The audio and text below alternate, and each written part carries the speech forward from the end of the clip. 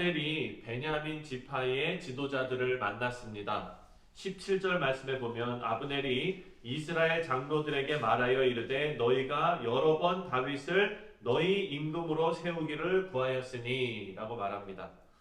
사실 아브넬이 하려고 하는 일은요, 사울 진영에서 보면은 배신 행위죠. 네, 지금 다윗한테 가서 화친을 맺으려고 하는 거 아닙니까?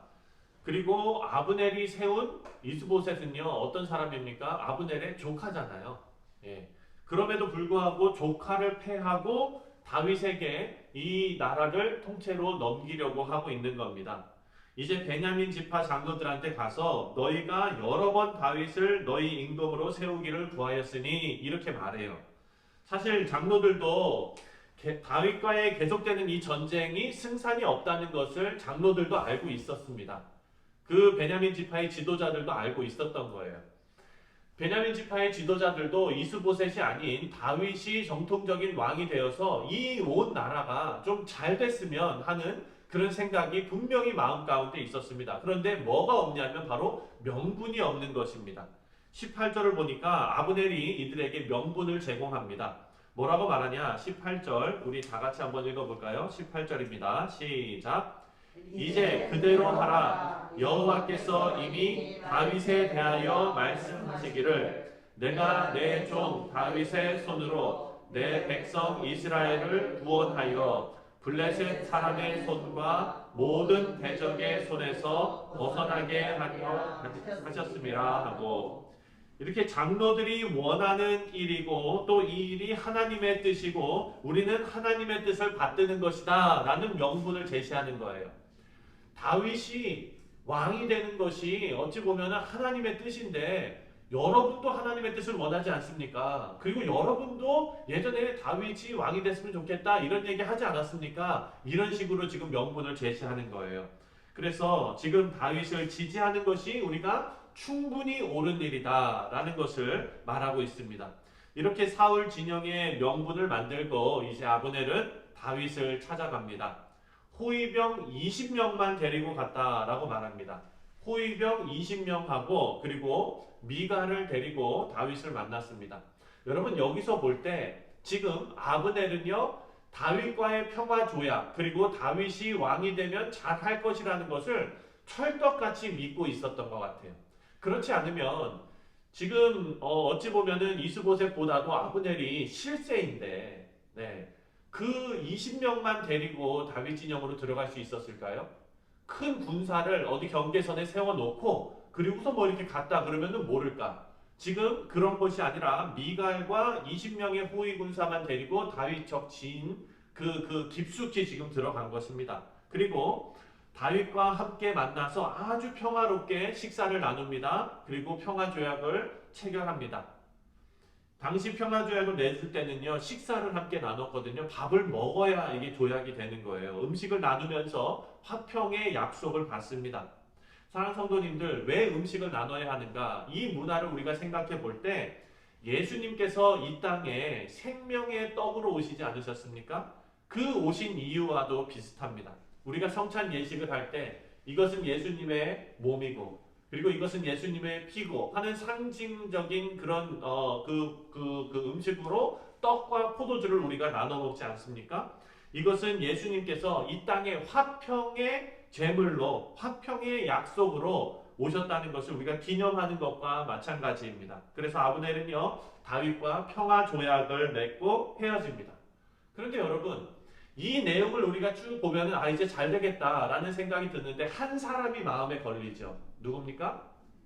그렇죠. 요압이죠. 요압의 집안의 특징은 장비 같다 그랬습니다. 단순 무식이라고 말씀드렸는데요. 지금 24절과 25절을 보면 요압이 화가 났습니다. 24절과 25절을 함께 읽겠습니다. 시작.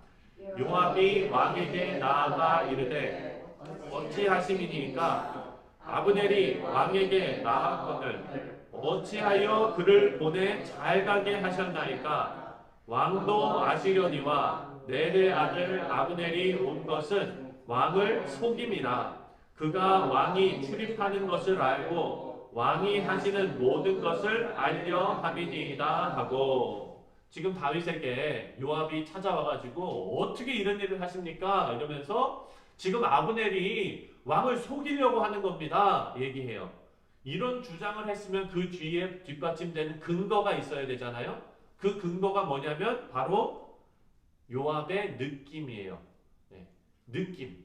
내 생각에는 그런 것 같습니다. 라는 걸로 지금 다윗한테 가가지고 믿지 말라고 하는 겁니다. 그런데 여러분, 그냥 본인의 느낌인데 그 본인의 느낌은 어디에서부터 근거된 것입니까? 바로 복수심입니다. 복수심. 그리고 이 복수심을 더 깊이 들어가 보면은 질투와 불안이 그 가운데 깔려 있는 것입니다. 지난번 전쟁에서 요압의 동생 아사엘이 아브넬 손에 죽었습니다. 그런데 이 사무엘 하 저자는요, 계속해서 아브넬의 의도는 그 아사엘을 죽이려 한 것이 아니었다라는 것을 계속 강조하면서 그 사실을 계속해서 자세하게 이렇게 기록해 놓은 것을 우리가 보았습니다. 사랑하는 성도님들, 지금 다윗의 입장에서 그리고 이스라엘 전체를 놓고 봤을 때 아주 중요한 시기였습니다. 평화를 앞두고 있는 거예요. 이제는 정말 예전에 사울이 통치했던 그런 느슨한 평화 체제가 아니라 이제는 하나님의 말씀으로 똘똘 뭉친 어떤 정말 그 중요한 그런 한 나라가 되는 그런 중요한 시기를 앞두고 있는 그런 때였는데, 다윗이 유다 왕이 아니라 전체 이스라엘 왕이 되는 아주 중요한 순간에 사탄이 역사하는 겁니다. 사탄의 계략은요, 우리가 계속해서 찾아봐도 다 사람의 마음을 갈라놓는 것입니다. 사람들을 예민하게 만들어서 서로 믿지 못하게 만드는 것이 사탄의 계략입니다. 요압은요, 원정을 떠나 있었어요. 그리고 돌아와 보니까 지금 다윗이 아브넬과 평화조약을 맺은 것을 알게 되었습니다. 예전같이 기분 좋았을 때는요, 아이고 왕이시여 잘했네요, 우리가 안 싸우고도 이기게 되었네요, 너무 잘 됐습니다, 이렇게 얘기했을 텐데, 지금 평소 같으면 그렇게 기뻐할 일을 요압은요, 지금 불안감에 사로잡혀서 시기 질투와 그리고 복수심에 사로잡혀서 그 마음의 그 평정심을 다 잃어버렸습니다. 다윗이 아브넬을 융숭하게 대접해서 잘 보낸 것도 마음에 안 드는 것입니다. 오늘 말씀을 보면서 우리 모두가 요압의 이 일을 보면서 아이고 나서지 말지 좀, 가만히 좀 있지 좀, 이렇게 생각하지요.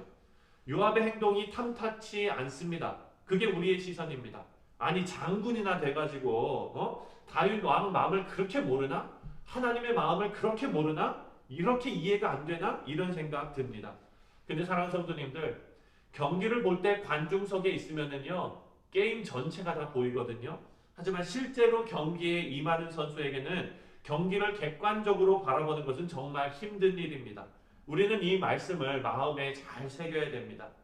지금 이 내용을 우리가 하나님의 말씀으로 성경 말씀으로 읽을 때는 객관적으로 이렇게 하나님의 뜻을 바라보게 되지만, 우리 교회 안에서 여러분의 가정 안에서 비슷한 일이 벌어졌을 때는 객관적으로 보지 못하고 하나님의 말씀을 머릿속에 담아놓지 못하게 되는 것이 사람입니다. 우리 교회는 계속해서 하나됨과 화평케 하는 일이 하나님의 뜻이라는 것을 분명히 하고 거룩한 하나님의 성도들이 되기 위해서 부단히 노력하고 있습니다. 이런 노력을 방해하는 사탄은요, 우리의 마음에 불화살을 쏩니다. 불평의 불화살, 불만의 불화살, 그리고 믿지 못하게 하는 불신의 불화살, 이런 것을 다 쏩니다. 하나님께서 우리에게 주시는 말씀은 아주 선명하지요. 우리가 에베소서 말씀을 묵상했을 때 이런 사탄의 불화살은 우리가 뭘로 막을 수 있다라고 우리가 묵상했습니까? 바로 믿음의 방패입니다. 믿음의 방패.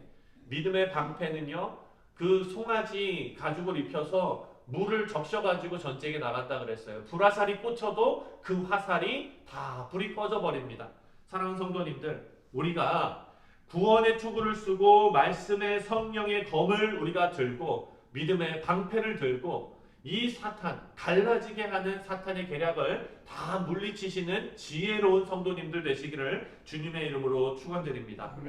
우리 모두가 먼저 우리 마음을 지키고 우리 마음이 하나님의 뜻을 방해하는 사탄의 도구로 사용되지 않도록 각별히 우리 마음을 지키시는 우리 사랑하는 성도들 다 되시기를 다시 한번 주님의 이름으로 축원드립니다.